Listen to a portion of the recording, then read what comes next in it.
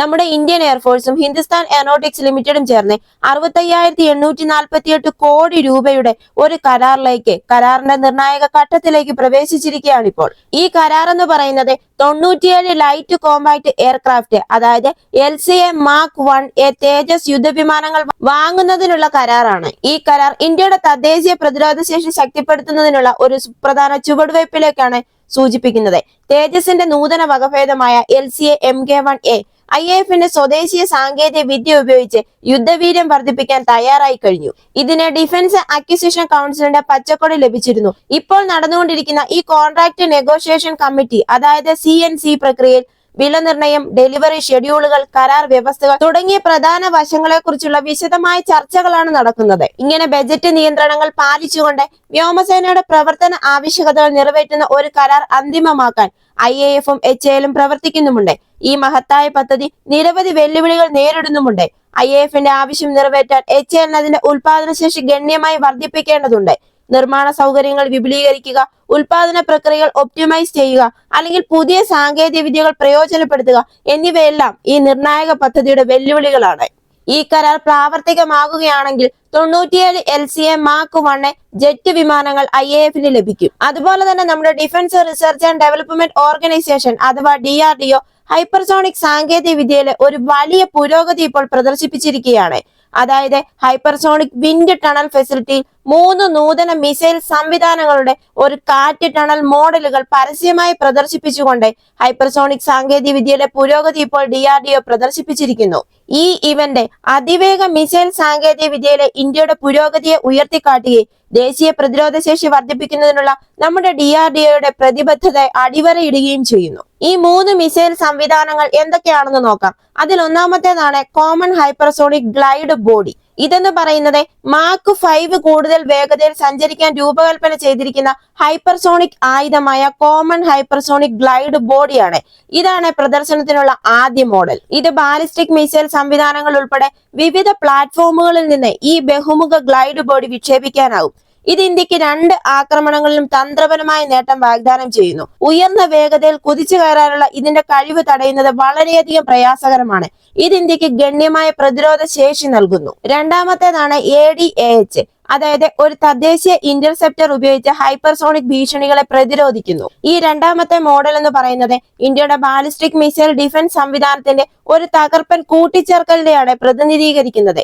ഈ anti hypersonic interceptor missile Indian BMD സിസ്റ്റത്തിന്റെ 3ാം ഘട്ടത്തിന്റെ ഭാഗമാണ്. അതായത് ഹൈപ്പർസോണിക് ക്രൂയിസ് മിസൈലുകൾ, ഹൈപ്പർസോണിക് ഗ്ലൈഡ് വെഹിക്കിൾസ് എന്നിവയുൾപ്പെടെയുള്ള ഹൈപ്പർസോണിക് ഭീഷണികളെ നിർവീര്യമാക്കുക എന്നതാണ് ഇതിന്റെ പ്രാഥമിക പങ്ക്.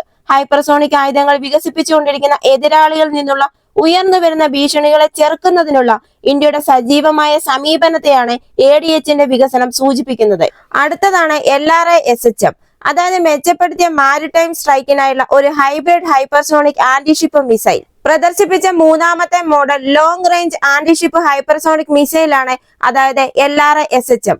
ഇത് അടുത്തിടെ DRDOയുടെ ആദ്യ പരീക്ഷണത്തിന് വിധേയമായിരുന്നു. ഒരു ഹൈബ്രിഡ് ഹൈപ്പർസോണിക് മിസൈൽ എന്ന് വിശേഷിപ്പിക്കപ്പെടുന്ന LRA-SHM അടിസ്ഥാനമായി K4 മിസൈലാണ് ഉപയോഗിക്കുന്നത്. ഇത് ഇന്ത്യയുടെ നാവിക പ്രഹരശേഷിയിൽ ഗണ്യമായ കുതിച്ചുചാട്ടത്തെയാണ് സൂചിപ്പിക്കുന്നത്. ഈ മിസൈൽ ഹൈപ്പർസോണിക് വേഗതയിൽ സഞ്ചരിക്കാൻ രൂപകൽപ്പന ചെയ്തിരിക്കുന്നു. നാവിക യുദ്ധത്തിൽ ഇന്ത്യയുടെ ഒരു ശക്തമായ ആയുധമാക്കി ഇതിനെ മാറ്റുന്നു. കാരണം കുറഞ്ഞ സമയത്തിനുള്ളിൽ ലക്ഷ്യസ്ഥാനത്ത് സർവനാശം വിതയ്ക്കാൻ ഇതിന് സാധിക്കും. അതുപോലെ 4ാമത്തെ മോഡലാണ് P-32. ഈ P-32 എന്ന് വിളിക്കപ്പെടുന്ന 4ാമത്തെ മോഡൽ ഹൈപ്പർസോണിക് ഗ്ലൈഡ് ബോഡിയുടെ മറ്റൊരു ഡിസൈൻ വേരിയന്റിനെയാണ് പ്രതിനിധീകരിക്കുന്നത്. സാങ്കേതിക വിദ്യയെ കൂടുതൽ പരിഷ്കരിക്കുന്നതിന് വേണ്ടി DRDOയ്ക്കുള്ളിൽ നടന്നുകൊണ്ടിരിക്കുന്ന പരീക്ഷണങ്ങളും നവീകരണങ്ങളുമാണ് ഈ മാതൃകയിൽ കാണുന്നത്. ഇങ്ങനെ DRDO പ്രദർശിപ്പിച്ചിരിക്കുന്ന ഈ 3 മോഡലുകൾ ഇപ്പോൾ ഹൈപ്പർസോണിക് സാങ്കേതിക വിദ്യയിൽ ഇന്ത്യയുടെ ഗണ്യമായ പുരോഗതിയാണ് പ്രകടമാക്കുന്നത്. അതുപോലെ തന്നെ ഇന്ത്യയുടെ മറ്റൊരു നേട്ടമാണ് ഇന്ത്യയുടെ തദ്ദേശീയ പ്രതിരോധ ശേഷിക്ക് ഗണ്യമായ ഉത്തേജനം നൽകിക്കൊണ്ട് ആസാദ് എഞ്ചിനീയറിംഗ് അത്യാധുനിക പ്രൊപ്പൽഷൻ സംവിധാനമായ അഡ്വാൻസ്ഡ് ടർബോ ഗ്യാസ് ജനറേറ്റർ, അതായത് ATGG വികസിപ്പിക്കാൻ തുടങ്ങിയിരിക്കുന്നു. നമ്മുടെ DRDOയുടെ ഒരു ഡിവിഷനായ ഗ്യാസ് ടർബൈൻ റിസർച്ച് എസ്റ്റാബ്ലിഷ്മെന്റ് അല്ലെങ്കിൽ GTRE കമ്മീഷൻ ചെയ്ത ഈ എഞ്ചിൻ ഇന്ത്യയുടെ പ്രതിരോധ ഭൂപ്രകൃതിയിൽ പ്രത്യേകിച്ച് മീഡിയം റേഞ്ച് കപ്പൽ വിരുദ്ധ മിസൈലിനെ ശക്തിപ്പെടുത്തുന്നതിൽ നിർണായക പങ്കുവഹിക്കും. ഈ ATGG ഒരു സിംഗിൾ സ്പൂൾ ടർബോജെറ്റ് എഞ്ചിനാണ്. വിപുലമായ രൂപകൽപ്പനയും എഞ്ചിനീയറിംഗ് തത്വങ്ങളുമാണ് ഇത് കാണിക്കുന്നത്. അതായത് ഇതിന്റെ കോൺഫിഗറേഷനിൽ എയർ കംപ്രഷനായി 4 ഘട്ട അക്ഷീയ ഫ്ലോ കംപ്രസർ, ത്രസ്റ്റ് ജനറേഷനായി single stage axial flow uncooled turbine എന്നിവയുണ്ട്. അതുപോലെ തന്നെ എക്സോസ്റ്റ് ഫ്ലോ ഒപ്റ്റിമൈസ് ചെയ്യുന്നതിനും പ്രൊപ്പൽഷൻ കാര്യക്ഷമത വർദ്ധിപ്പിക്കുന്നതിനുമായി ഒരു ഫിക്സഡ് എക്സിറ്റ് ഏരിയ നോസലും ഇതിൽ ഉപയോഗിച്ചിട്ടുണ്ട്. പ്രാഥമികമായി ഇത് കപ്പൽ വിരുദ്ധ മിസൈൽ പ്രോഗ്രാമിനെ ഉദ്ദേശിച്ചിട്ടുള്ളതാണ് എങ്കിലും ATGGയുടെ വൈവിധ്യമാർന്ന രൂപകൽപ്പന അതിനെ വിവിധ ബഹിരാകാശ ആപ്ലിക്കേഷനുകൾക്ക് അനുയോജ്യമാക്കുന്നു. അതുപോലെ ഈ ATGGയുടെ പ്രധാന സവിശേഷതകളാണ് കോമ്പാക്ട് ഡിസൈൻ, അതായത് സിംഗിൾ സ്പൂൾ കോൺഫിഗറേഷൻ, ഒതുക്കമുള്ളതും ഭാരം കുറഞ്ഞതുമായ ഒരു എഞ്ചിനാണ്. വലിപ്പവും ഭാരവും നിർണായക ഘടകങ്ങളായ മിസൈൽ ആപ്ലിക്കേഷനുകൾക്ക് നിർണായകമാണ്. അടുത്തതാണ് ഇതിന്റെ കാര്യക്ഷമത. 4 ഘട്ട ആക്സിയൽ ഫ്ലോ കംപ്രസർ ഉയർന്ന ട്രസ്റ്റ് ടു ഭാരം അനുപാതങ്ങൾക്കായി രൂപകൽപ്പന ചെയ്തിട്ടുള്ളതാണ്. ആവശ്യമായ വേഗതയും റേഞ്ചും നേടാൻ ഇത് മിസൈലിനെ പ്രാപ്തമാക്കുന്നു. അടുത്ത ഇതിന്റെ വൈദഗ്ധ്യം.